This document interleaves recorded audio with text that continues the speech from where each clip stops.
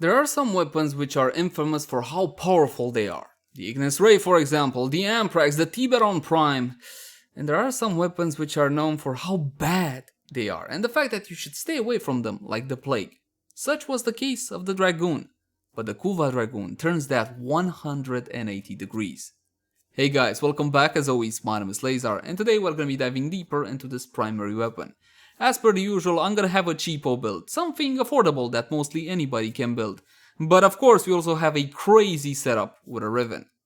That out of the way though, keep in mind that my builds and guides take a new player friendly approach. I like to take my time and explain a lot of the aspects that veteran players should already be accustomed to. So in case you're a veteran, please, bear with me. And with that out of the way, let's jump into the Kuva Drakgoon. Let's begin by quickly having a look at how the weapon handles without any mods equipped, and for that, just a couple of free shots.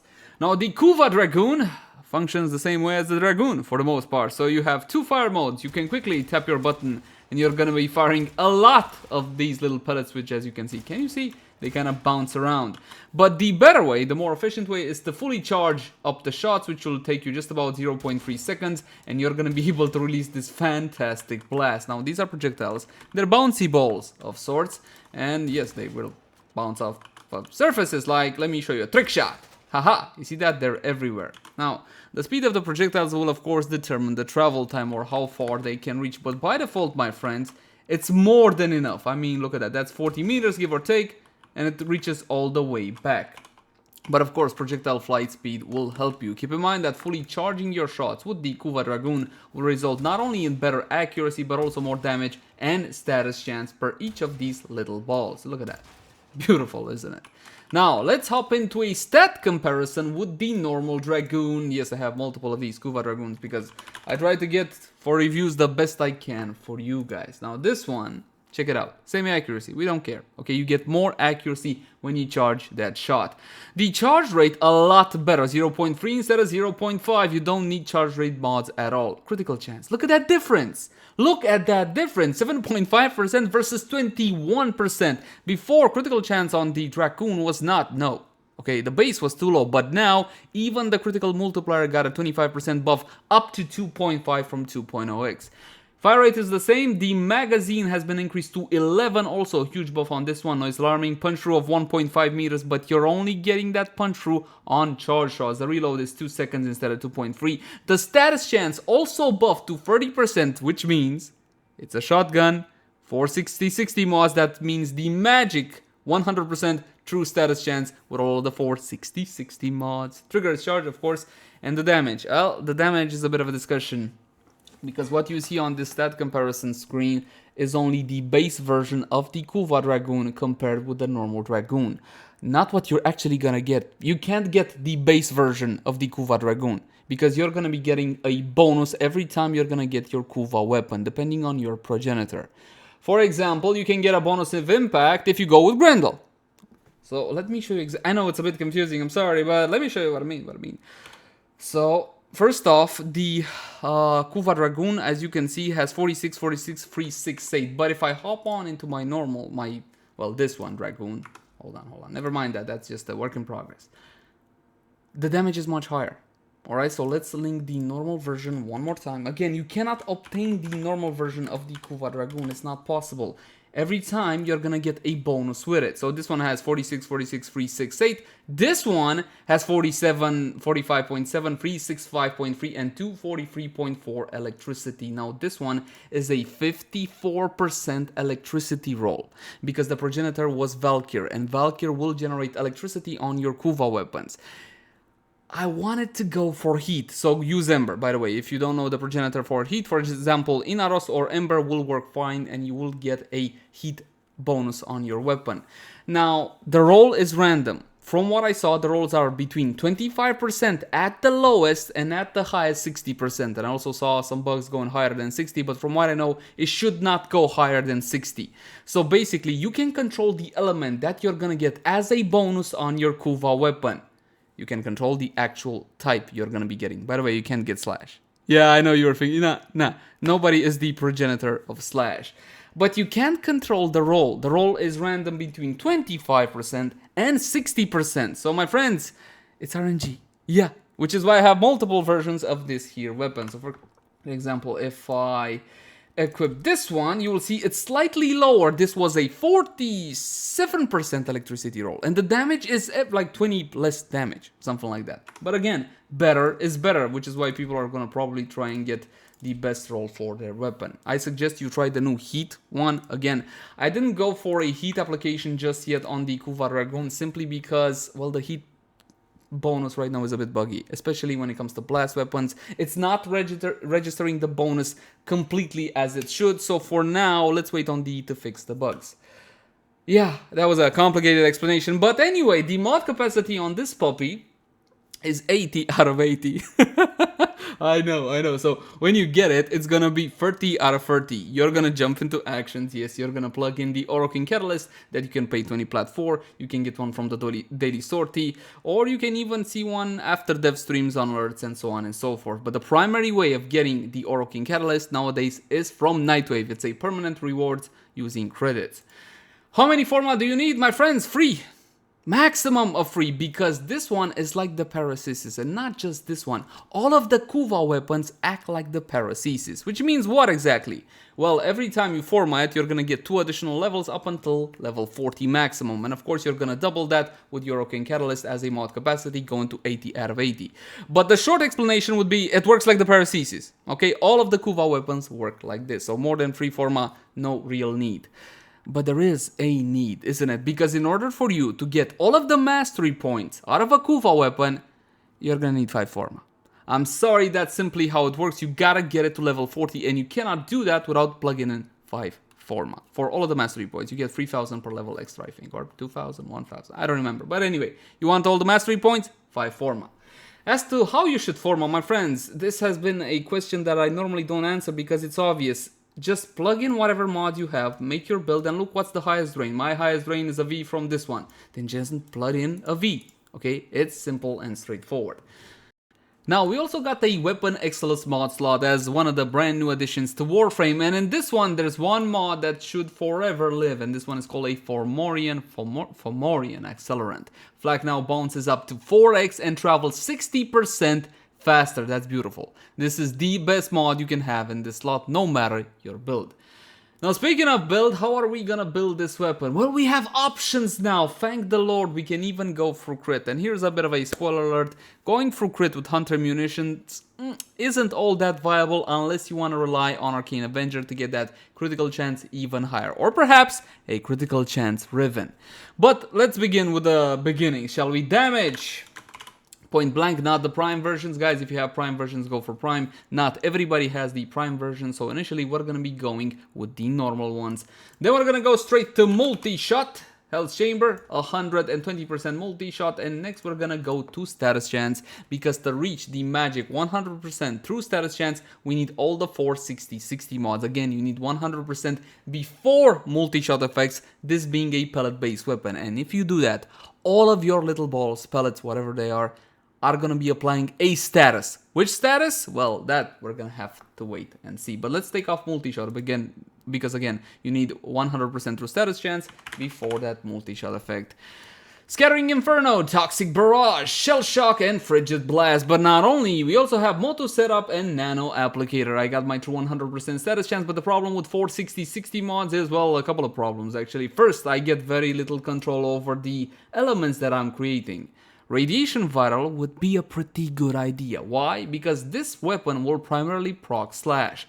Keeping in mind the IPS rules in Warframe, impact, puncture, and slash have a 4 times greater chance at applying a status effect over elemental types such as viral, radiation, heat, you name it. It doesn't really matter. So in this case, proc priority number 1 is slash, and I do want to pair it with viral. Now that's one problem, it locks 4 mods into place. Okay, that's the second problem of the 460-60 mods. Now, here's what I could be doing. I can go with Moto Setup. Now, some players love this mod. I am not a fan, but I understand its value. The problem is I gotta double jump or bullet jump all the time, and that can definitely get annoying. So in my case, what I can do is take one mod off the radiation combo. And I'm gonna be taking off what exactly? I'm gonna be taking off Shell Shock because, well, multiple reasons. First off, Shell Shock is bloody expensive, okay, and I want to try and make somewhat of a cheapo build. Now, you can farm it from the mission Nilgar Planet Harvest, you gotta find all the free secret caches, then upon extraction, well, you got a 5% chance of getting this one, or the rifle version of this one. You're gonna need both eventually, but the grind on Nilgar is rather crappy. So when you see Battle Bring Shell Shock, make sure you grab at least one of each of the 60-60 mods. Like 60-60 electricity mods. You can ignore the heat and everything else because those are easy to farm. Anyway, enough of my tangent. Now I got 3 of the 60-60 mods and I can just plug in Motu setup, 100% critical and status chance for 4 seconds. After landing from a double jump, bullet jump works as well. So think about it, 100% crit and status, that's beautiful. Because my base is 21, goes to 42 with just this mod alone. Especially considering that we still don't have Prime Blunderbuss DY. Come on, Prime Blunderbuss, everybody wants it by now. So I got my true 100% status chance after I double jump.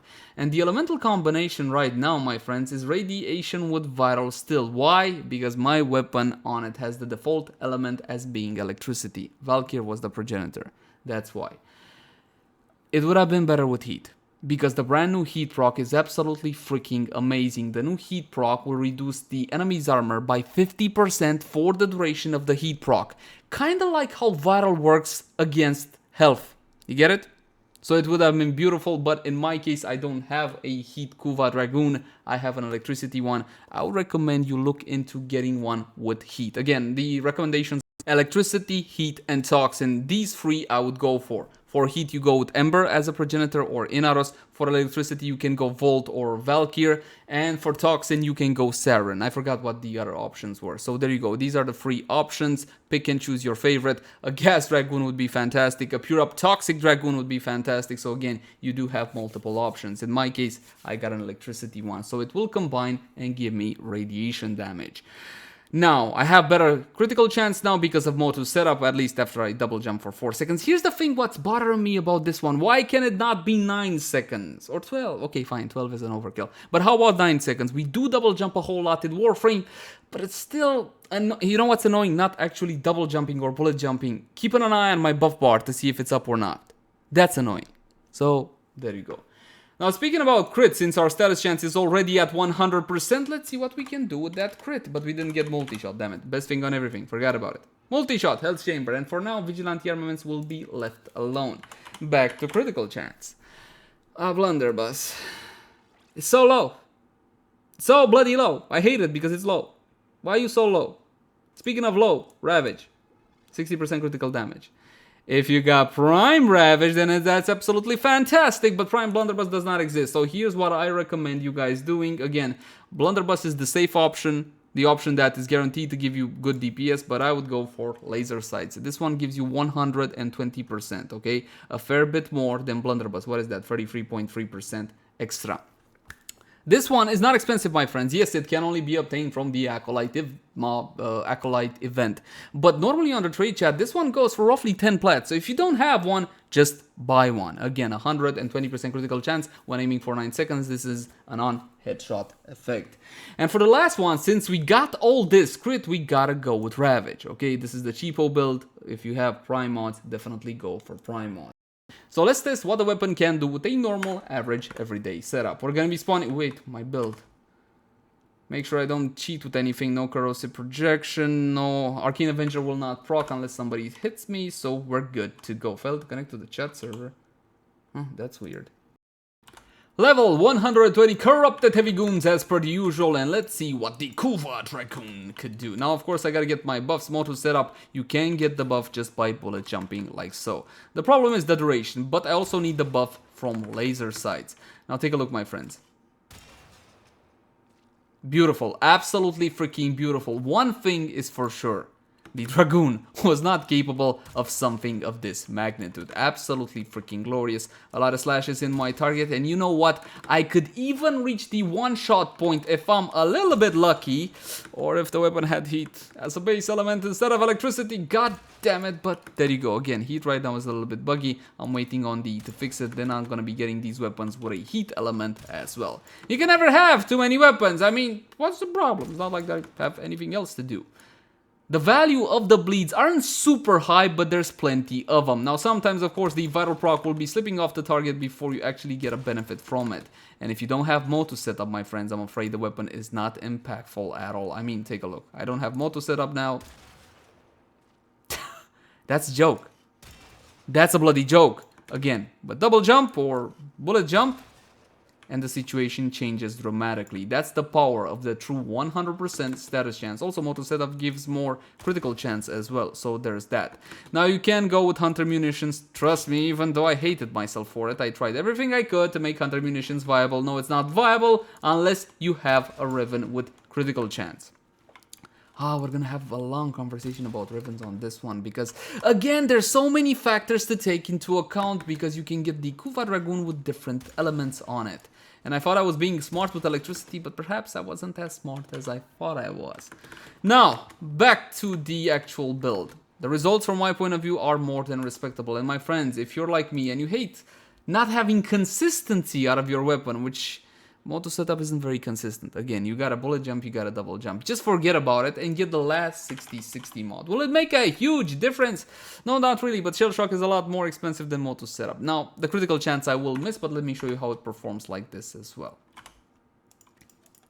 Then we're gonna go to a Riven setup. Oh man, you guys are gonna love that one. You guys are just gonna love that one. At least you hope you're gonna love that one. Take a look. So again, you can kill the target. It is better with Moto setup. If you're the kind of player that is used to it, then definitely go for Moto setup because it gives you that critical chance. I just double jumped out of reflex, okay? And 100% critical chance on this weapon will matter greatly because again, it does have a solid base both for critical chance and for critical damage. Now let's talk Rivens, my friends. Now this one is a loaner from a friend. I was very lucky to come across Nick Starship and he loaned me this absolutely beautiful Riven for the Drakgoon. Check it out, boys, check it out. It's damage, status chance with a harmless, well, okay, not completely harmless, with a mostly harmless negative 186.1 damage, 120.1% status chance. And again, this one is a loaner from Nick Starship. Thank you so much, buddy. I appreciate the loaner. He does Warframe Twitch live streams. Check him out, guys. Now let's talk about Riven disposition when it comes to these Kuva weapons. You see that the Riven disposition is 3 out of 5. And that may not make sense to you. Hold on, I thought the Drakgoon is 5 out of 5. And you know what? You would be correct. The Drakgoon is a 5 out of 5 Riven disposition weapon. And as you can see, this weapon totally changed its values. Take a look. Hold on. Let's go like this. 275.4% damage, 177.7 status chance, and minus 36.2 reload speed. So we're looking at different dispositions for the same family of weapons, the Drakgoon, let's say, but you can use the same Riven. It's the first for Warframe. Again, a Drakgoon Riven will work on the normal Drakgoon, it will work on the Kuva Drakgoon, but it will take different dispositions. I'm not sure how to feel about this, but I think that if we're gonna do this, then we should do this for all of the weapons in Warframe. For example, how about the Bolter Prime has a lower or higher disposition than the Telos Bolter? Again, theoretically they are different weapons and they should not share disposition. I don't know if the plans on this or not, but there you go. You're looking at different dispositions and all of the brand new Kuva weapons have a Riven dispo, a 3 out of 5 smack in the middle. And it's hard to roll a Riven better than this for the current Kuva Drakgoon with a Riven dispo of 3 out of 5 because 120% status chance would mean that I don't need 2 of the 60-60 mods on the nose. It could have been a bit lower as well because you don't need technically 240%, you need something like 230 something, but I digress. For the ideal Riven on the Kuva Drakgoon, from my humble point of view, multi-shot, status chance, harmless negative. If you can get something like that, then it would be beautiful. You renounce 2 of the 60-60 mods and you have a lot better control over the resulting elements. And I managed to get the true 100% status chance, high critical chance, and a lot of corrosive. And you're gonna say, hold on, dude, Slash is prio, man. I mean, you should go for Slash and Vital. What are you doing? Well, let me show you what I'm doing. Of course, we're going to be using laser sights and all of the Prime mods which are at our disposal. Prime Point Blank, Prime Ravage, Prime Charge Shell. Now, the reason why I didn't choose this time, at the very least, to use Vital Slash is because I don't need it. You know why I don't need it? Have a look.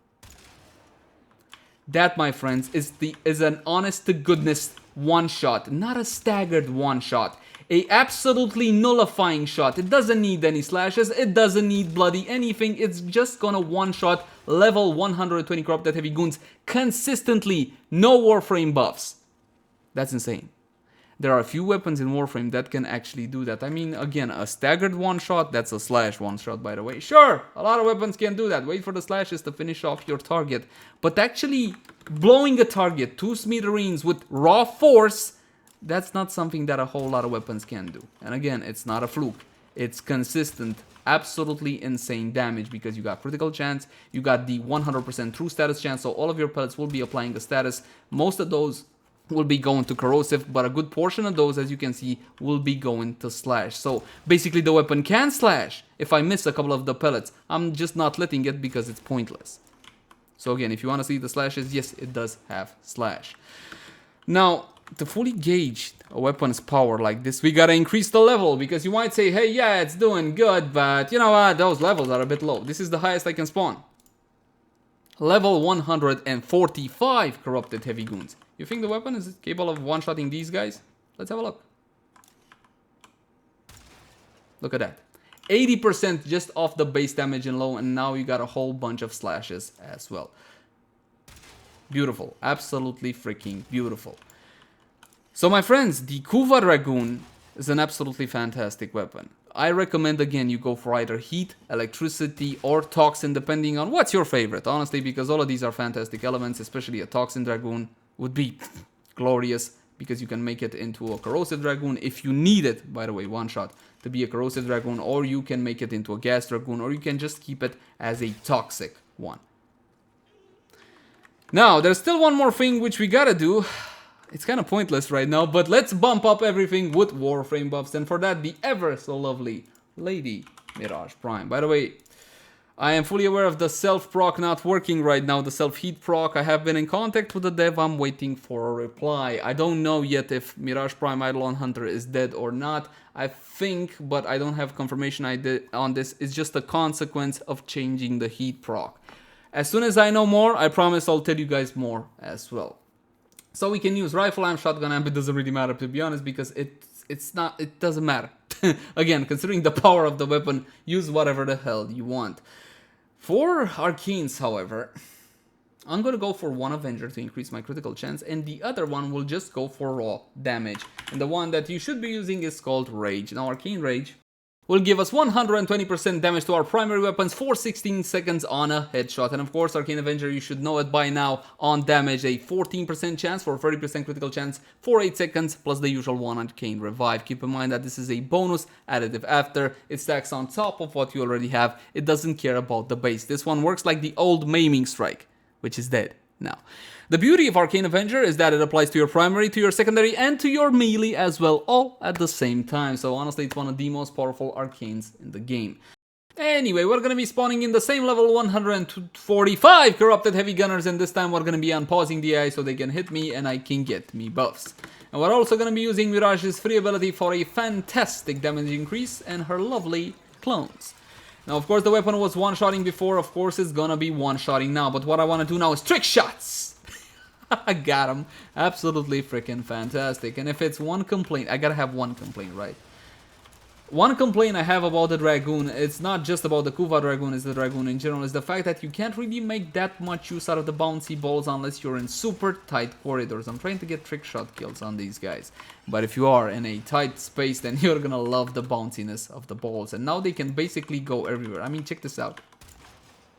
They're everywhere. They're absolutely freaking everywhere. But again, they move really quick. They don't have a huge area of effects. So you're not gonna get fantastic AoE out of the bouncy balls. But they are really cool to look at. As for the force of the weapon, my friends, I think it's pretty clear by now. This is a fantastic weapon that I highly recommend to just about anyone. There is a bit of an annoyance when using it when it comes to the actual charge mechanic. It's not so bad. Not as on the normal version, because again, look, this is the... That's it. Fully charge, fully charge, fully charge. Again, you're gonna be able to one-shot targets rather easily. Even high-level targets if you guys got the right Riven. And normally, Dragoon Rivens were super cheap, man. I mean, this was the Riven you didn't want to get from a veiled shotgun weapon, but nowadays the price has gone really high up. So there you go. Again, my recommendation for you for the ideal Riven would be multi-shot status chance with a harmless negative. Careful about what kind of element you're going to be getting on your weapon. Don't go for plus impact. You cannot get plus slash. My recommendations again, electricity, heat, and toxin, depending on your preference. As always, my name is Lazer. Thank you guys so much for watching. Like, favorite, share, and subscribe if you enjoy the content. If you have any sorts of feedback for me, I would love to read it in the comment section down below. Also in the comment section down below, if you guys want to suggest a particular weapon review or some piece of content, and rest assured I will bring you full reviews on all of the Kuva weapons in due time. And I'm also working on a full and detailed build guide on the Kuva Lich system, but first, we need to wait on DE to fix those bugs, because I'm gonna bring you guys one set of information, then I'm gonna have to update the guide, and that's not really ideal, is it? So I'm just gonna give it a little bit of time. You can also find me on Twitch, Facebook, Twitter, all the usual places. And if you love the content, consider supporting us via Patreon. Until next time, my friends, bye bye.